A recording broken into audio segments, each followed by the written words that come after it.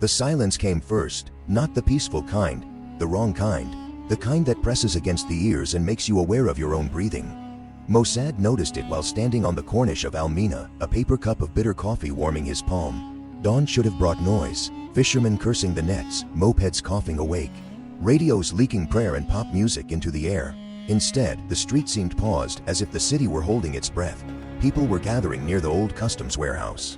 They stood in a loose crescent, not quite approaching whatever lay at the center. That, Mossad recognized instantly. People circle death before they acknowledge it. He told himself to leave. He told himself he was no longer paid to notice such things. Then he crossed the street. The woman lay between two concrete bollards, her body angled awkwardly, as if she had been set down rather than fallen. Her head rested against the curb, eyes open, staring into a sky already bleaching from gray to blue. A thin line of blood traced from behind her ear, diluted by salt water into something pale and fragile. Mossad did not kneel right away. He trained himself never to rush first impressions.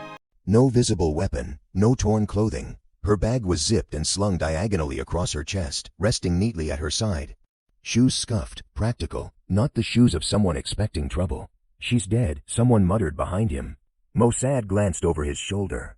How long? 10 minutes. Maybe more. Mossad crouched, careful not to touch her. He saw the faint bruising along her jaw, already blooming beneath the skin. Restraint, not impact. Her fingers were curled inward, muscles tight even in death. She hadn't collapsed. She'd been stopped. Sirens arrived late, echoing off the warehouse walls. Local police pushed the crowd back. Someone recognized Mossad, nodded without comment. Respect had a long half-life in this city. She didn't fall, Mossad said quietly to Officer Khalil as he stood. She was placed. Khalil frowned. You're not working. I still have eyes. Khalil looked again at the body, uncertainty flickering across his face. I'll note it. Mossad knew what that meant. Nothing would happen unless someone forced it to. By noon, her name filled the city. Nora Haddad, community organizer, legal advocate, persistent nuisance. Articles praised her commitment, her voice, her courage. They omitted the complaints she'd filed against developers, the zoning battles she'd refused to lose, the anonymous threats she'd shrugged off in public while quietly documenting in private. Mossad read everything. He sat in his narrow apartment above a shuttered tailor shop, windows open to the port air, and listened to the city reclaim its noise.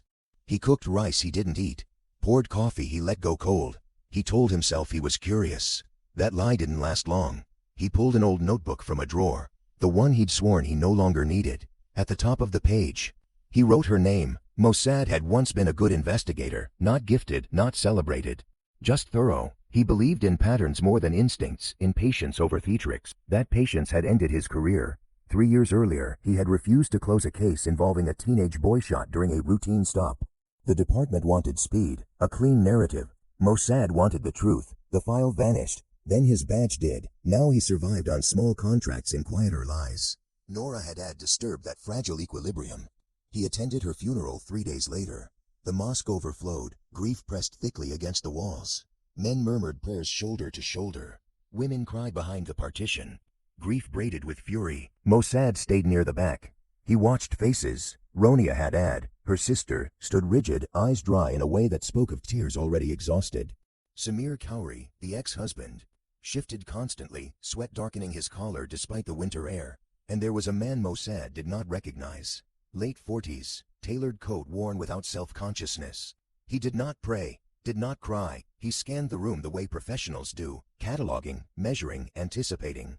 Their eyes met briefly. The man looked away first. Mossad wrote unknown man in his notebook. Rania Haddad did not want to talk. Grief had turned her voice sharp, her movements precise. She opened the door only a fraction. I'm not police, Mossad said gently. That doesn't help. No, he agreed, but I won't lie to you. She studied him, then stepped aside. Her apartment was needful, stripped of anything unnecessary. On the wall hung a single photograph of Nora mid-sentence, hand raised as if arguing a point. She was careful, Rania said. Too careful, people said. Careful people still get killed, Mossad replied. Rania's jaw tightened. They threatened her. Who? Everyone, Rania said bitterly. Developers, officials, even neighbors who wanted the trouble to stop. Did she meet anyone the night she died? Rania hesitated. She said it was necessary.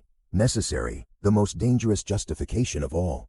The official report arrived quickly. Cause of death, cardiac arrest. Stress-induced, no foul play suspected. Mossad read it twice, then a third time. He called in an old favor at the morgue.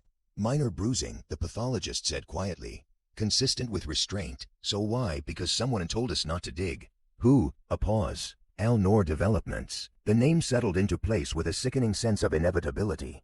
Al-Noor Developments had reshaped Almina block by block, displacing families under the banner of progress. They built glass where stone once stood, cafes where warehouses rotted. Mossad requested a meeting. They sent him to a tower overlooking the sea. The unknown man from the funeral was waiting. Yusuf Darcy, he said smoothly. They spoke politely, carefully. She was inconvenient, Darcy admitted, but not worth killing. People kill for silence, Mossad replied. Darcy smiled thinly, and some people die because they refuse it. Outside, the sea looked calm. Mossad knew better. The break came at midnight. Samir Khoury called, voice shaking. She was recording them, Samir said. Meetings, bribes. She had proof. Where is it? She hid it. Who knew? Samir swallowed. Her sister, Rania, did not deny it. She retrieved a flash drive hidden beneath the sink. She said if anything happened.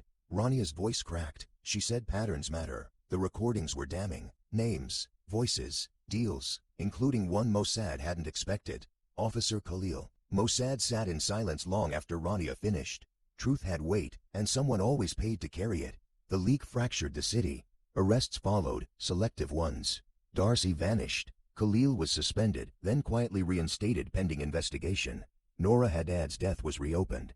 Officially, Mossad stood again on the Corniche weeks later, watching the tide pull debris back into the sea. Justice, he knew, was not a straight line.